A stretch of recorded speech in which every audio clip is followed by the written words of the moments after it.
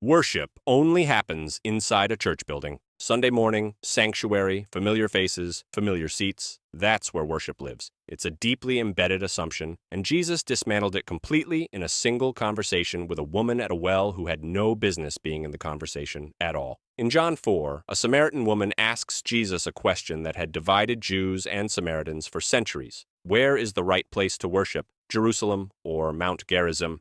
It was a theological argument with a long, bitter history behind it. Jesus doesn't take a side. He dissolves the question entirely. John 4:21-23 records it. Jesus said to her, "Woman, believe me, the hour is coming when neither on this mountain nor in Jerusalem will you worship the Father. But the hour is coming and is now here when the true worshipers will worship the Father in spirit and truth, for the Father is seeking such people to worship him."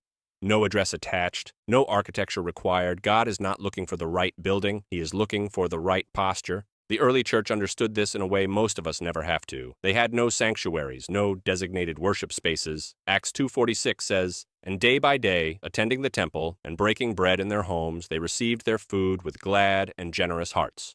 Homes, daily.